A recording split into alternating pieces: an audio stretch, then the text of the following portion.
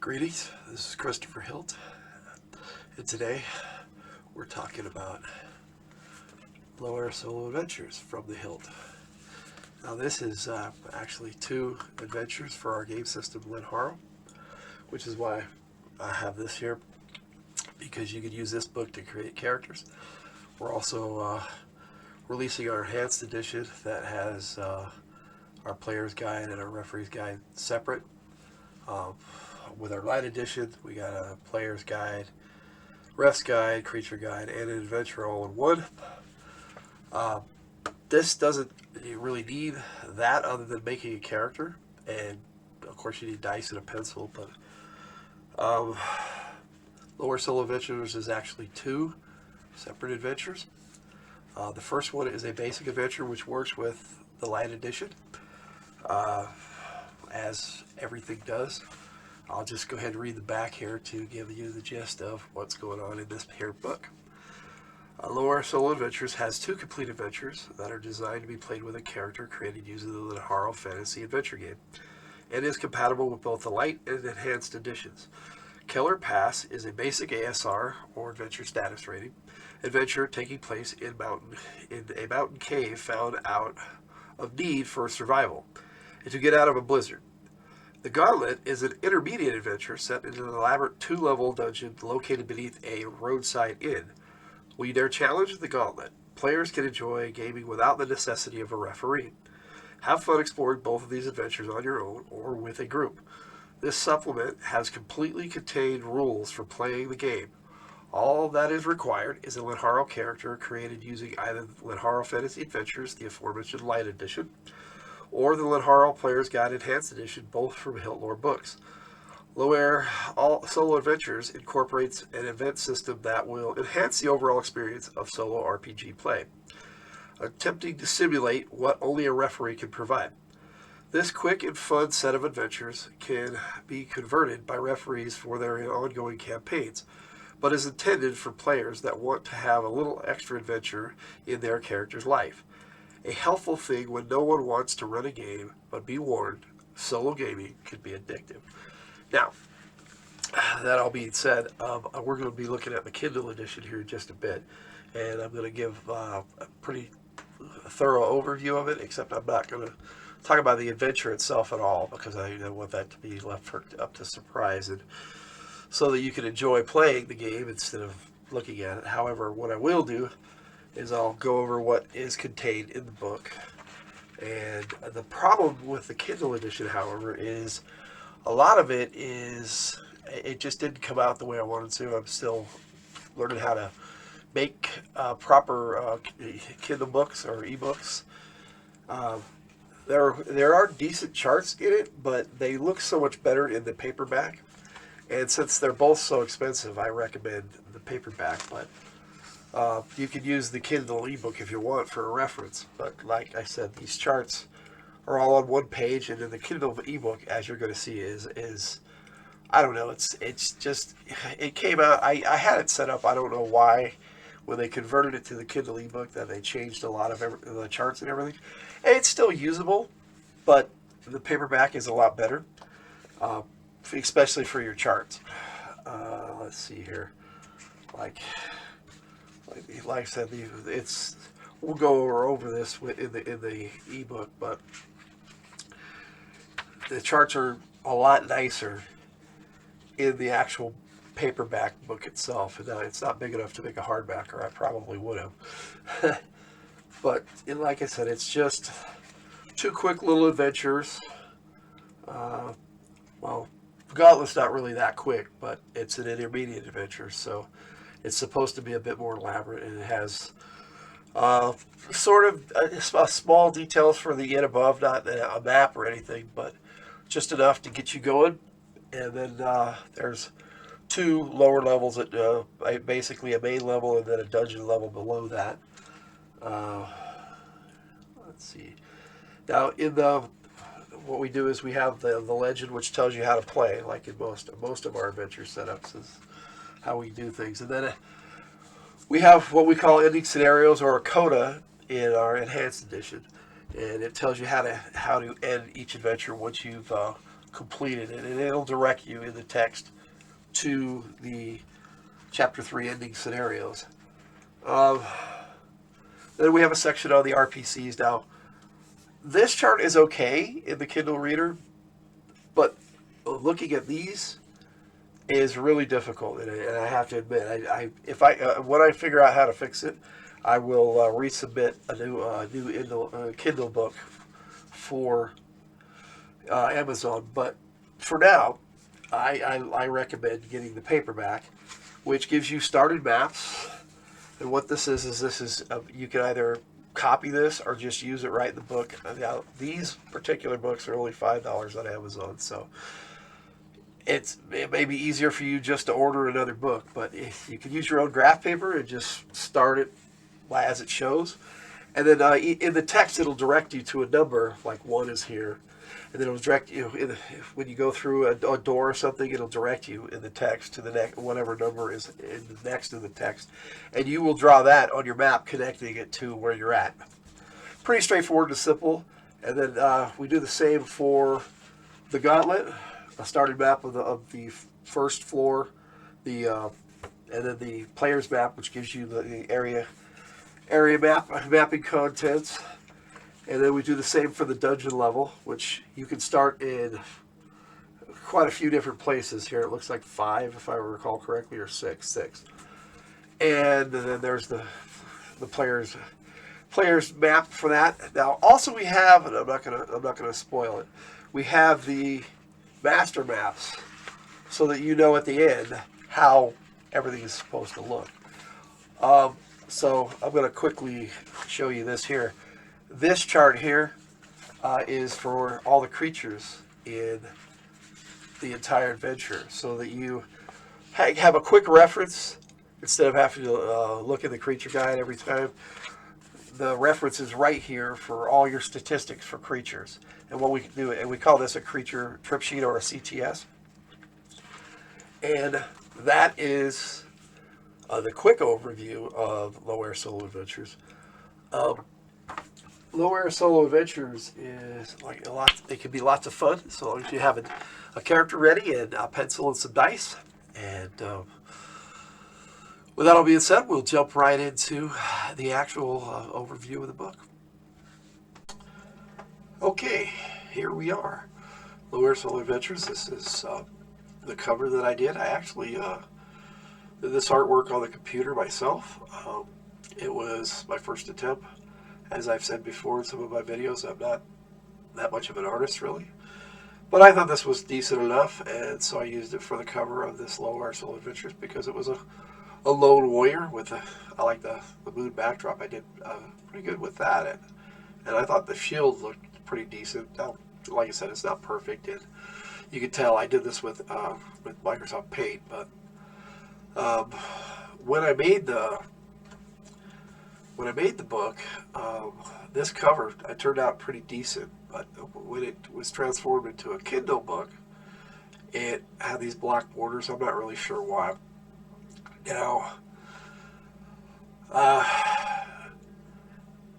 it's not the greatest cover, but it'll work for what we need to do here. When we move into getting started, basically we go over, like I said, it made this part really big, so you can really, if you want, pause this and read this. But this actually goes over how to, it's like the intro, and then if a ref wants to set it in their campaign, we have a bit on that here. But what you're looking for is once you have a character, and this is what this is talking about, you need to have a character that is a basic for the Keller Pass game, Keller Pass Adventure. We need a basic character that's 1 to 3 hit die with about 10 adventures under their belt, so they're not really a starting character. So if you're making a character from scratch, what you need to do is get an LFA or an LPG that's coming out in next month, in June of 2023, and create a character from scratch and give it an additional 5,000 CGPs to stimulate having played 10 adventures, roughly. It's possible not to have any of the guidebooks to play the scenario once you have a character or characters. Once you have a character, everything you need to play the scenario, you'll find contained in this book. Once you finish Killer Pass, you'll most likely want to continue into the Gauntlet adventure, or if you have an intermediate character, you can skip Killer Pass altogether. Optionally, to play the Gauntlet, you can simply create an intermediate character, and again, it will be important to give the character additional CGPs, the amount of 20,000 CGPs, with 4 to 6 hit degree, and that has at least 20 adventures under their belt. But to do so, you would either need the assistance of the LRG, Lenharrow Referee's Guide, or a referee experienced in creating characters with several increases. Now, we went over all of that in our overview of Lenharrow Fantasy Adventures book, which is in 4 parts. You can check that out. So I don't really want to go into details of creating a character. Its only relevance to this book is that you need a character. In either event, to play the successfully, you'll need to know some basic rules, and they can be found hereafter and cover the following categories: combat, dealing with traps, exploring, events for Killer Pass, events for the Gauntlet, and random encounters. Now, random encounters, if you're experienced with gaming, this is an optional thing that you can throw in to add more encounters if you are doing well. And in the text, it actually gives you guidelines for how and when to do this. Combat is just a brief summary of what we have in the in either LPG, the Light, or Enhanced Edition sections, which would be in Chapter 1 of those books, game mechanics. And then dealing with traps is a little different. It actually tells you how to, if a trap if trap rolls are called for in the text, and then this shows you how to deal with that in this section. Exploring is basically how to map, and you can map, or you can. It's a lot better if you do map, but if you don't map, that's okay. It can be played without mapping. It's just a lot more difficult. Events for, like I said, for Killer Pass and the Gauntlet, add a little extra depth to the solo adventuring and simulates what a game master or referee does. Now, like I was saying earlier, I'm going to go over this book through the whole thing except for the actual adventure itself. I don't want to give away the adventure at all, so this might go a bit long, but I don't want to split this up into parts like I did the Lenharrow Fantasy Adventures book. That book is huge, and it actually has 4 books in it, so that's why it was split into 4 parts, even though the first part was in 2. The first book was in 2 parts, and then the Referee's Guide is in its own video, and then the Creature Guide and the Adventure for that are in the 4th video. But as for this, we start with combat, and you have a combat flowchart. And I may be referencing the actual paperback while we're going over this so that I can actually see how it looks, because like I said, the Kindle ebook comes out like this. I mean, you can see it really well and it's usable, but it sure doesn't come out as nice as the charts in the paperback. And I know it's just how I uploaded my Kindle ebook, and I'll have to figure out how that works and redo it. But for the moment, this is what we've got to work with. Combat note, use the combat system you are familiar with, but a good rule of thumb is all combat dice are rolled at a maximum. 8 on a d8, 10 on a d10, etc. and are considered a hit, and all rolls of 1 are a miss. There are also some additional combat notes regarding certain creatures in this adventure found on the next page that correspond to the creature trip sheet or CTS. Now, while exploring, you'll no doubt run into something that means you nothing but ill will. You'll need to know a little bit about how to run a combat situation. This should be relatively easy. First, we've taken a peek at the Lenharrow Referee's Guide, or LRG, snagged some of the rules for combat, combined those with the information found in the LPG or Lenharrow Player's Guide, and have summarized them for you on the combat flowchart above. Surprise characters automatically take their action or turn last in each round of combat as if they rolled a 10 on the first strike roll. Now, as I said in the Lenharrow Fantasy Adventures book overview. We went over how First Strike works, but I'll give you the gist of it here. It's really simple. It's a D10. You roll a 10-sided, and your character will go on the number you rolled. So if you roll the 2, you will go. It will go first, second, and you'll go in the second. If you roll the 4, you go in the fourth. A 6, you go in the sixth, etc. Surprise characters cannot cast spells, and opponent creatures cannot be surprised unless otherwise stated in the individual section description. When making combat rolls, remember there is no referee, and therefore no one to prevent you from fudging your die rolls, and nor the opponent creature's die rolls. Keep in mind, however, that in doing so you will ruin the adventure for yourself. Trust me, cheating is only fun for so long, and then it becomes boring. Do yourself a favor and let the dice fall where they may, and if your character is killed, big deal, just roll up a new one. That's what makes this all a game. Once your opponents are dead, then it's quite possible that they will have some random possessions. Each creature used in this scenario will be on the creature trip sheet found at the end of the scenario. Keep in mind not to roll for number encountered. Use the number encountered by party HD or hit degree in the text or on the random encounter charts. There are also notes for certain creatures to enhance your role-playing experience, as well as speed up the flow of the game. Combat aside, as a player, you should already be quite familiar with the combat system. You will just have the added duty of rolling for the monsters as well, which hopefully won't be that difficult for you. Now, players unfamiliar with that can still use this system. It's just they're just going to have to do a little bit of work around and figure it out. Like this book is made for our game system. So if you are using a different game system, which is highly possible, you'll have to adapt it to your combat system anyway. However, the combat system we have in here is really simple and works really easily. For a solo player, it's obvious that the single player will also be rolling for your opponents, but in a multiplayer game, a monster representative must be determined. As a group, you must decide who this will be. Optionally, you may rotate this duty and take it in turns. Then I do a little bit of notes on the creature trip sheets, but this is a lot of information to go over, and you will only refer to this if you need to. But when you, it's for each individual creature, and these notes basically tell you how the creature trip sheet works, and then it goes into the types of creatures that are used in this adventure, and what immunities and stuff they have, and like it goes over all the animals, all the bugs,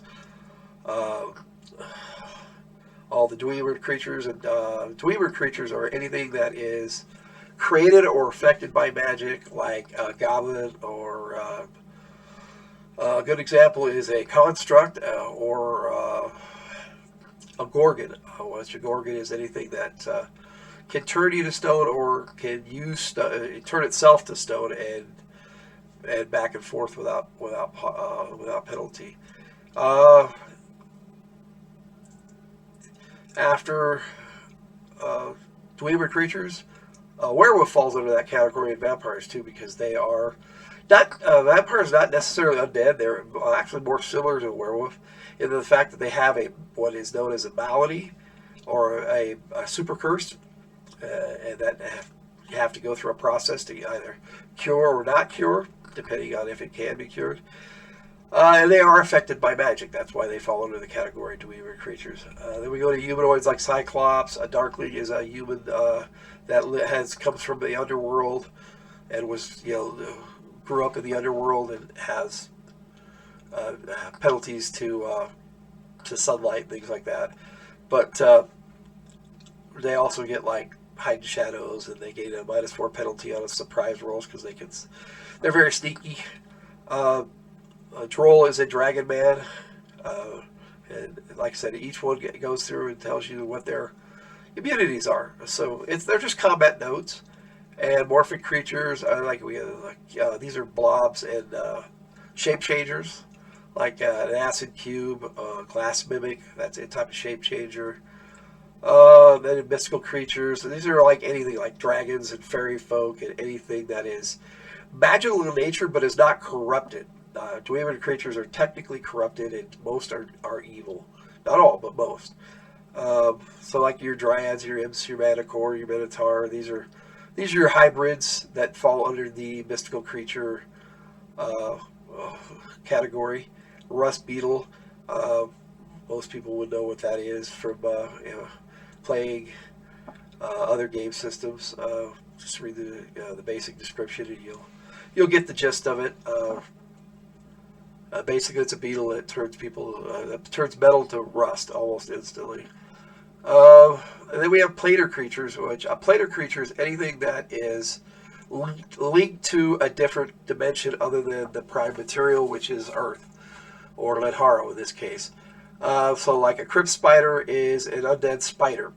Uh, then you have your devils and demons in this category. There's a lot of things that fall in that category. Anything like an angel or demon or undead falls in this category because they're linked to the spiritual plane, the spirit world. Genies would fall into that. Elementals. Anything that is planar in nature that doesn't come from the prime material falls into this category. It goes into your undead types. And then the last category of creatures is plants. And these are any kind of plants that are alive and can attack. The next section is dealing with traps. And basically this gives you a guideline on how to do that. If the text calls for a trap check and you have the ability to check for traps, then this lets you go through the steps of how to look for it, how to usually the guild skill find and remove traps, how to disarm it. First you have to detect it and then disarm it. Your character will know approximately what the trap does and may attempt to disarm it once they've found it. And then with find and remove traps, it's the same percentage. Once you've found it, then you can attempt to disarm it with the same percentage skill found in the LPG. Or on your character sheet, hopefully. Okay, then we talk about concealed areas and doors. While exploring Keller Pass, you may come across a concealed door or area, and your characters must find the door or area in order to bypass or explore the concealed section. At the end of each section description, if there is or are a concealed door or doors, you'll find that listed under special notes. Not every section will have special notes. Just remember that a good rule of thumb is that if there is something concealed in the room, you'll need to roll 1d6, and results of a 1 or 2 will indicate that your character has found the concealed door or area. Now, anybody familiar with old school gaming, that's a simple rule. You roll a d6, a 1 or a 2, you find what you're looking for. Now, elves and elven half-breeds, and it's not just elves and elven half-breeds, it's anybody with a touch, heightened sense of touch 2 or greater. In old school gaming, it was elves and elven half-breeds. On a d6, it would be rolls of 1 to 4. Now, the reason why we put this in here is because elves and elven half-breeds, they have touch 2. So, touch level 2, which allows you to sense vibrations.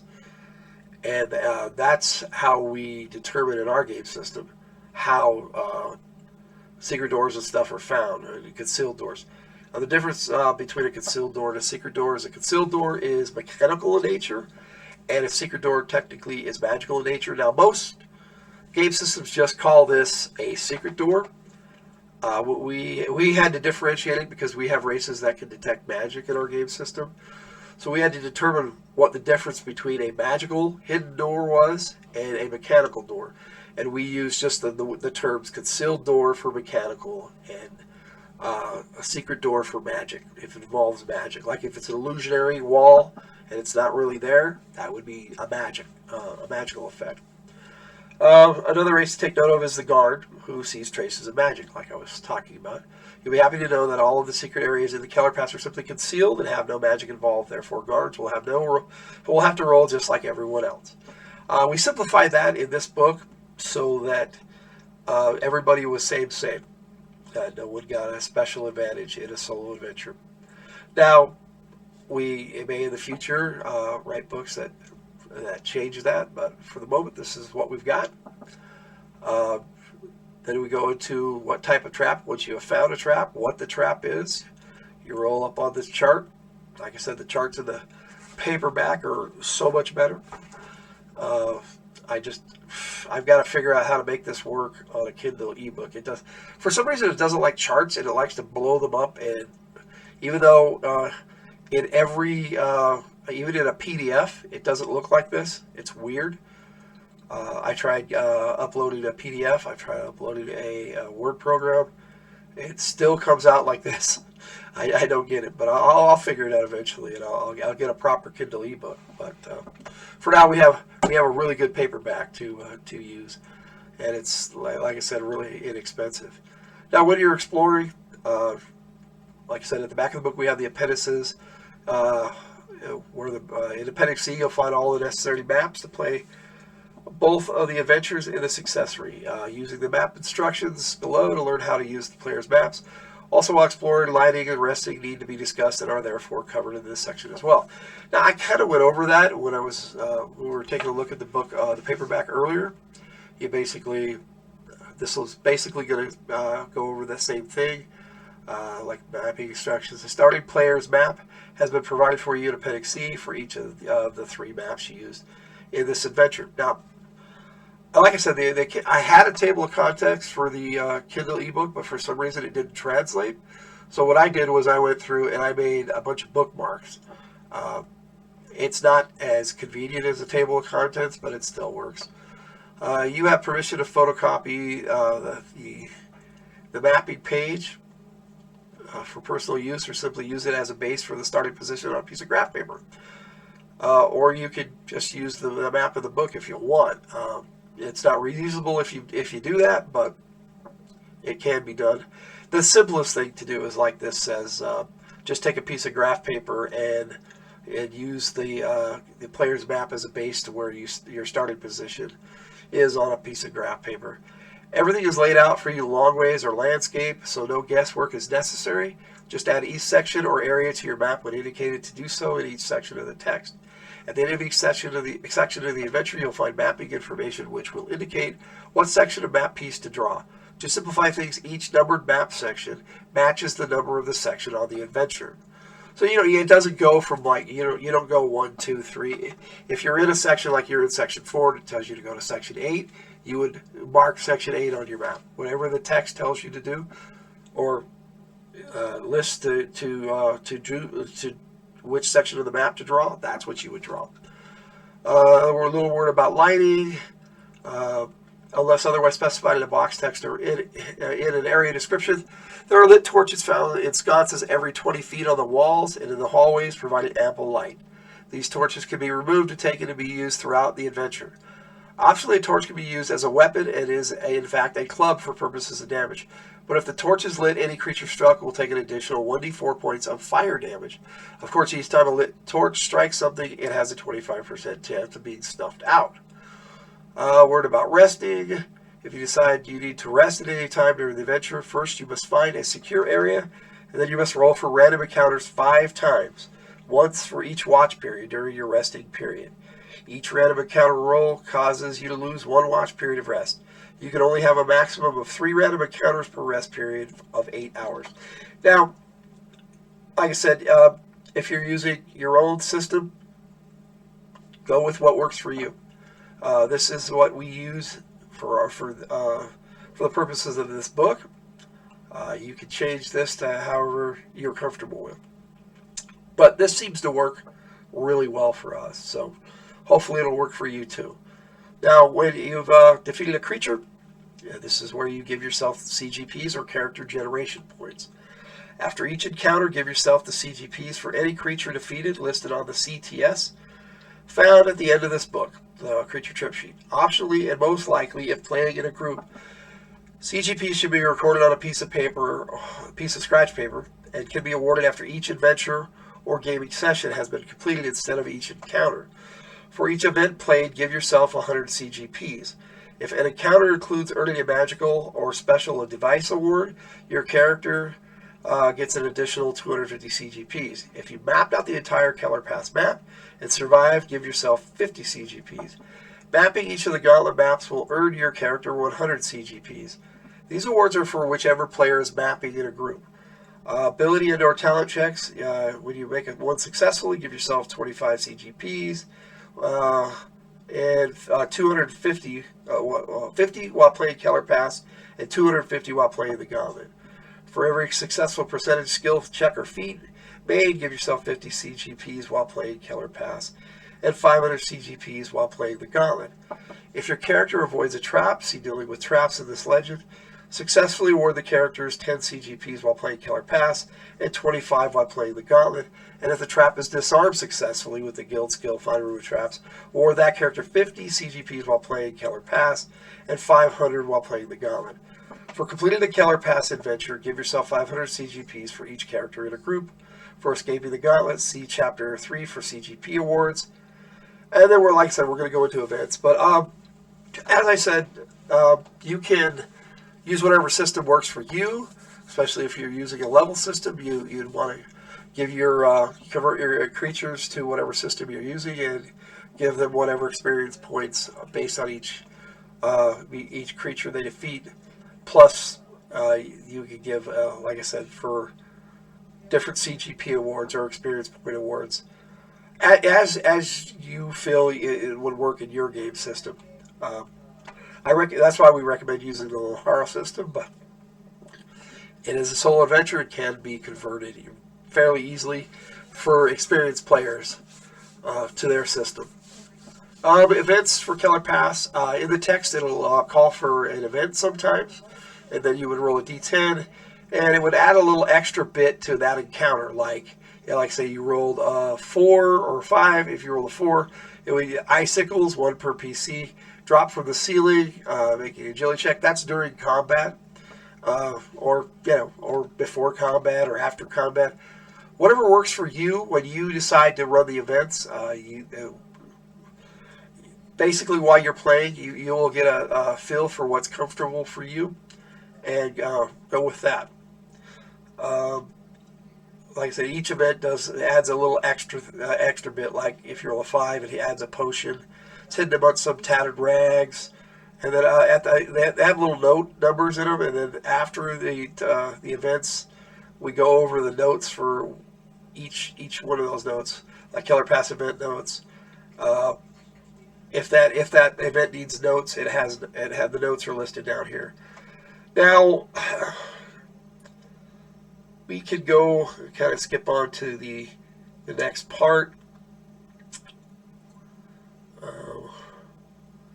which would be events for the Gauntlet.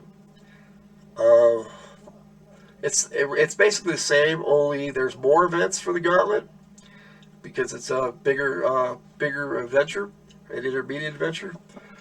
So instead of there's only 10 there are actually 19 in this one. Well, less than 19, because some of them, like if you roll 6 to 8, you get this encounter, this event. And like I said, you just run the events as they come up. And some of the descriptions will tell you when the event occurs. Some of the events may come up, and you might have to make a judgment call on when to apply that particular event. Now, like I said, I was saying 1 to 19. There's actually 25 events, and you use the 2d20 to determine 1 through 25. And like I said, it lays out a lot better in the paperback, and eventually, like I said, I keep repeating myself, but I will try to fix that eventually. Now, so we're gonna skip on to, well, like I said, there's the Gauntlet has its own event notes too, and then we can go to random possessions. Like I said, when your creature is defeated, they have a certain amount of possessions listed on the CTS. And you can roll for that or not. I mean, this just adds a little. This is where you get your treasure, though. So you would want to do this under most circumstances. And then we have a chart on rolling up how many creatures you would counter in each encounter. So you would roll the percentile dice to see how many, and then based on your total party hit degree, like. This is for the Gauntlet, so it goes from 4 up. And then we have the same deal for Keller Pass. And your total party hit degree, you add all your hit degree together. Like, so if you say you have for your path 4 players and they have various hit degrees of 1 to 3, you add that all together, and that determines the number, your total party hit degree, and that will determine the number encountered in each encounter. Like, say you have a total number of 8 on your your total party hit degree. In the gauntlet, that would be low. So, like, say you had, like, in the intermediate, if you were 25 to 36 total hit degree, you would just go down in this column. And like, say you run into a deep elf, there would be 16 of them. Now, for intermediate characters, this would be a rough encounter. But basic characters would be able to handle this. This is why we have separate charts for Keller Pass and for the gauntlet. And then we have the random possession charts for the gauntlet, and it's the same. It's just they're just more powerful magical devices because it's a more advanced game. It's intermediate instead of basic. Beyond that, let's see what we got here. Then we go to beginning Keller Pass, and this tells you how to start the adventure. And basically, you go over and you read this, and then there's a box text that you read, to yourself if you're playing by yourself, or somebody reads it aloud to everybody, or if everybody has their own copy, they can read it themselves. I mean, it depends on what your group is comfortable with. And then we also, like I said, I'm not going to go over the adventure because I want it to be a surprise, so you have fun playing the adventure and I don't want to spoil it. So then it goes into the section on how to begin the gauntlet by reading this box text. And then after the gauntlet, we can skip to how to end Keller Pass and how to end the gauntlet. That's in Chapter 3. And then we have event outcomes, how certain events affect your ending. And then after that, we have the trip sheet for the RPCs, which are referee player characters. Most game systems call these NPCs. Same, really. And it's the name of the character, and I'm not going to beat a dead horse by telling you how much better the charts are in the paperback. So this basically gives you the stats for each of these characters that you meet in the game. Like, this is your villain. When you encounter your villain in the gauntlet, then you use this to run combat situations. Okay. Then we have a description of the magic devices used in these two adventures, and basically it gives you the description. Like I said, I don't really want to spoil that either. And then we have the starter maps, which we went over and looked at really good in the paperback, but there you go. And you have the starter map for the gauntlet, and then each of the players' maps, and then the starter map for the gauntlet dungeon. Okay. And then we have the players' maps. We have the master maps, and I don't want to spoil that. But then we have I almost spoiled it. At the last, we have the creature trip sheets, and you probably caught a quick glimpse of that master map. But I suppose if you wanted to spoil it for yourself, you could do that there. But that's my quick overview of LoAire Solo Adventures. To sum up, I hope you enjoy LoAire Solo Adventures, and I hope the video was helpful. I still kind of new at this, so